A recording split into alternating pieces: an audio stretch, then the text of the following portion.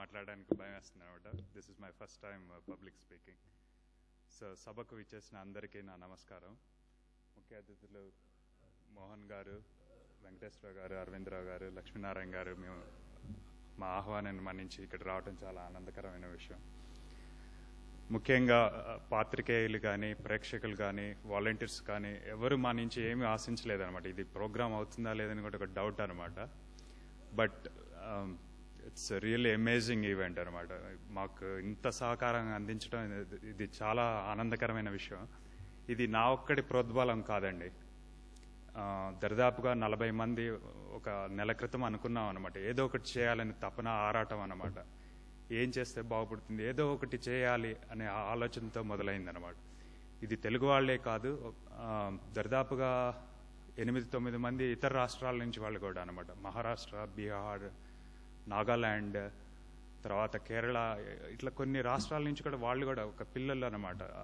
అక్కడ కాలేజ్లో చదువుకునే పిల్లలు, వాళ్ళకి గంటకి $5-6 వస్తాయన్నమాట. వాళ్ళు కూడా $50 ఇచ్చి చేయండి ఏదో ఒకటి, మేము వద్దు అన్నా కానీ మా దగ్గర విరాళాలు ఇచ్చి చూడండి ఏదన్నా అవుతుందేమో, బాగుపడుతుంది అనే ఆరాటం అన్నమాట. మాకు ఇంకా నమ్మకం అండి, ఈ దేశం, ఈ పరిస్థితులు అన్నీ మారుతాయని. ఏదో ఒక రోజు మారాలి, ఏదో ఒక ప్రయత్నం చేయాలి. మేము అనుకున్నది ఏంటిదంటే, మేము ఎలాగో పోరాడలేము, కానీ సామాన్య ప్రజలు, మీరు పోరాడుతున్న వాళ్ళని గుర్తించి మిగతా వారికి స్ఫూర్తినివ్వాలనే సదుద్దేశంతో చేసిందే తప్ప అవినీతి అధికారులకు శిక్షలు పడాలనో లేకపోతే రాజకీయ ప్రభుత్వాలని విమర్శించాలనే ఏ ఉద్దేశం లేదు. అందరూ తోబుట్టువాలనే భావంతో ఉన్నాము. ఎవరు దేశ వినాశనాన్ని కోరుకునే వాళ్ళు కాదు. ఇదొక విష విలయం అన్నమాట. దీని నుంచి ఎలా బయటపడతామనేది మాకు అర్థం కావట్లేదు. కాకపోతే ఏదో చేయాలని మాత్రం తపన ఉందన్నమాట. అందరం మాట్లాడుకుంటాం, మాటల్లోనే ఉంటుంది కానీ చేతల్లోకి రావట్లేదు అనమాట. 40 మంది మేము ఈరోజు ఇట్లా చేయగలిగితే దరిదాపుగా 3 లక్షల మంది తెలుగు వాళ్ళు అమెరికాలో ఉన్నారండి. ఒక్కసారి కనుక వాళ్ళు తర్వాత యువతరం, మీరు కూడా ఇక్కడ ఉన్న వాళ్ళందరూ నడుము బిగిస్తే మార్పు ఎంతలోకండి. మనం ప్రతిదానికి ముఖ్యమంత్రి గారు ఇది చేయాలి, లేకపోతే నీళ్ళు రాకపోతే ముఖ్యమంత్రి, government can do only certain things, but ప్రజలేనండి పునాదులు. అందరూ మీరు సినిమాలో అవన్నీ ఆలోచించండి. ప్రతి ఒక్కళ్ళు అంటారన్నమాట, పైనుంచి వస్తేనే మార్పు జరుగుతుందని. ప్రజలే పునాదులండి. అసలు నాయకులు కానీ, ప్రభుత్వ అధికారులు కానీ ఎవరైనా ఎక్కడి నుంచి వస్తారు? ప్రజల నుంచే వస్తారు. The base is people, right? అసలు పునాదులే. అంటే ప్రజల్లో చైతన్యం లేనప్పుడు ఏ పార్టీ వచ్చినా, ఎంత మార్పు వచ్చినా ఏమీ జరగదండి. టెంపరీగా ఉంటుంది, కానీ తర్వాత ఏంటిదంటే అది కొలాప్స్ అవుతుంది అనమాట. మాకు ఆనందకరమైన విషయం ఏంటిదంటేనండి, ఒక 78 మంది రోజు కొన్ని లక్షల్లో అవినీతి జరుగుతున్న వాళ్ళు కంప్లైంట్ చేసి కౌంటర్ బ్రైబ్స్ ఇచ్చినా తీసుకోకుండా, వాళ్ళ బెదిరింపులకు లొంగకుండా సామాన్య ప్రజలు అనమాట. అసలు ఇలా ఉంటారా అని తెలుసుకోవటం మాకు చాలా అందంగా కనిపించింది. ఒక పక్క బాధ ఏంటిదంటే, కోట్లాది మంది ప్రజలు అవినీతికి అలవాటు పడిపోవటము, లేకపోతే డబ్బులు ఇస్తూ పోతున్నారు కాబట్టి ఎవరు ఎదుర్కోవటం లేదనమాట. సో మీరిచ్చే స్ఫూర్తి, మిమ్మల్ని చూసి జాలపడట్లేదు మీ 78 మందిని. మీ గురించి ప్రపంచంలో ఉన్న తెలుగువారి అందరికీ తెలియజేయాలనే నా ఆరాటం అనమాట. మా సంస్థ ఒక ఆరాటం కూడా. తద్వారా మిగతా వాళ్ళు కూడా కరప్షన్ని లాఫుల్లీ అండ్ పీస్ఫుల్గా ఫైట్ చేస్తారనే మా ఆలోచన, సదుద్దేశం అనమాట. సో నేను అవినీతి గురించి ఎక్కువగా మాట్లాడదలుచుకోలేదు, ఎందుకంటే అమెరికా నుంచి వచ్చేసి ఇండియాలో అవినీతి ఇలా ఉంటుంది, అలా ఉంటుంది అని మీకు చెప్పడం సమయం వృధా అనమాట. కాకపోతే ఒక విషయం చెప్పగలనండి, రాజకీయ నాయకుల వల్లనే మార్పు వస్తుంది, రాజ్యాంగం వల్లే మార్పు వస్తుందని నేను మీరు భ్రమలో ఉంటే తప్పనమాట. ఎందుకంటే నేను అమెరికాలో కూడా ఉన్నాము. మీకు ఉదాహరణకి నేను చూపిస్తాను అనమాట. అక్కడ రాజ్యాంగము మన ఎక్కాల పుస్తకం కంటే చాలా చిన్నదనమాట. ఇందిట్లో కూడా సగం పేజీలే ఉంటాయన్నమాట. సో రాజ్యాంగం ఎంత రాస్తారండి? ఇది 1700 సంవత్సరాల్లో ఎప్పుడో రాసిందనమాట. ఎన్ని లాస్ రాస్తే అన్నీ కరెక్ట్గా ఉంటాయి.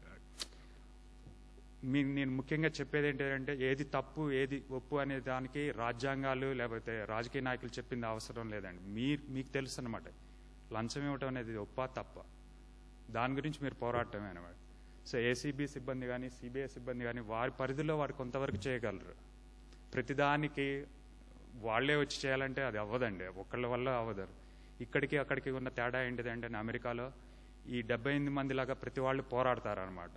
ఎవరు దేనికి భయపడరు.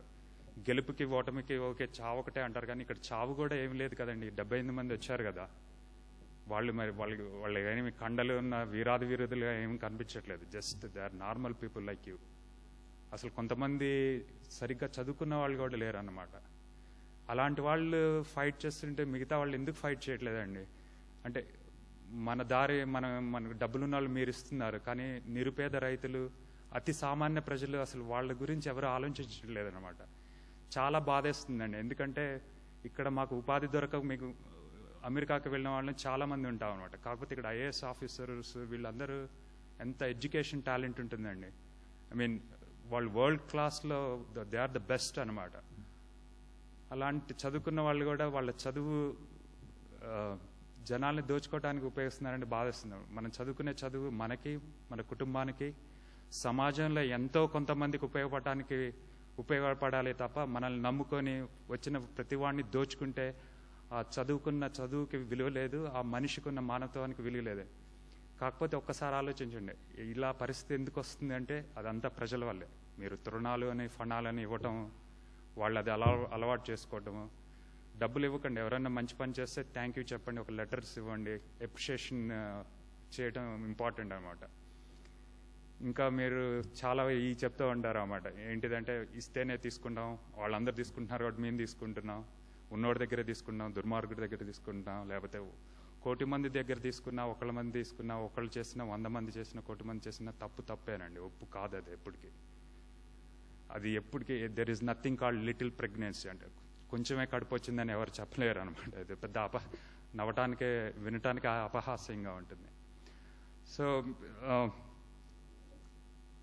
ఏసీబీ గారి ఒకటి అరవిందరావు గారు కానీ లక్ష్మీనారాయణ గారిని నేను అడిగేది ఏంటిదంటే, జనాల్లో ఒక అపోహ ఉందన్నమాట, ఏసీబీకి అసలు ఎట్లా అప్రోచ్ అవుతారు. This is the best avenue sir. అంటే మీరు ప్రజలకి ఒక సందేశాన్ని పంపించాలన్నమాట. మేము కూడా చదువుకొని ఉన్న వాళ్ళం కూడా మేము కూడా అనుకునేవాళ్ళం అనమాట, ఏసీబీకి కంప్లైంట్ చేస్తే సంవత్సరాలు కోర్టు చుట్టూలు తిరగాలని. కానీ అసలు ఇన్ఫర్మేషన్ అనేది అది కాదండి. 1-2 సార్లు కంప్లైంట్ చేస్తే అది వాళ్ళు తెలియచేస్తారు అని. అండ్ వన్స్ అగైన్ ఈ 78 మంది మీరు మాకు స్ఫూర్తినిస్తారండి. ఈ దేశం మారుతుందనే మంచి గట్టి నమ్మకంతో నేను మళ్ళీ వెనక్కి వెళ్తున్నాను. ఇది మేము ఎప్పటికీ వదిలిపెట్టామండి. మేము మా ఊపిరి ఉన్నంత వరకు మేము ఏదో ఒకటి చేయటానికే ప్రయత్నిస్తూనే ఉంటాం అన్నమాట. మార్పు వచ్చే వరకు మనం నిరంతరంగా శ్రమిస్తే ఏదో ఒక రోజు మార్పు వస్తుంది. 100% ఎప్పుడు మార్పు రాదంటే అసలు ప్రయత్నం అంటూ జరగకపోతే, కనీసం మేము చేసిన ప్రయత్నం వల్ల కనీసం దానికంటే కిందకు దిగజారదనే నమ్మకం ఉందన్నమాట. ఈ దేశం, ఈ సమాజం మంచి మార్పు వస్తుందని నేను ఆశిస్తూ సెలవు తీసుకుంటున్నాను. జై హింద్.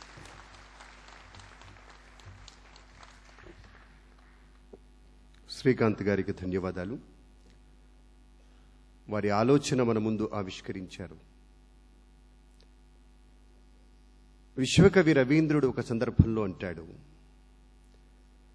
ఎక్కడ మనస్సు నిర్భయంగా ఉంటుందో, ఎక్కడ మనుషులు తల ఎత్తుకు తిరుగుతారో, ఎక్కడ జ్ఞానం విరివిగా విరుస్తుందో, సంసారపు గోడల మధ్య ప్రపంచం ఎక్కడ భాగాల కింద విడిపోదో, ఎక్కడ సత్యాంతరాళంలోంచి పలుకులు బయటికొస్తాయో, ఎక్కడ అలసట ఎరుగని శ్రమ తన బాహుల్ని పరిపూర్ణత వైపు సారిస్తుందో, ఎక్కడ నిర్జీవమైన ఆచారపు ఎడారిలో స్వచ్ఛమైన బుద్ధి ప్రవాహం ఇంకిపోకుండా ఉంటుందో, ఎక్కడ మనస్సు నిరంతరం వికసించే భావాలలోకి, కార్యాలలోకి నడిపింపబడుతుందో, ఆ స్వేచ్ఛా స్వర్గం వైపు తండ్రి నన్ను నా ప్రజల్ని నడిపించు అంటాడు.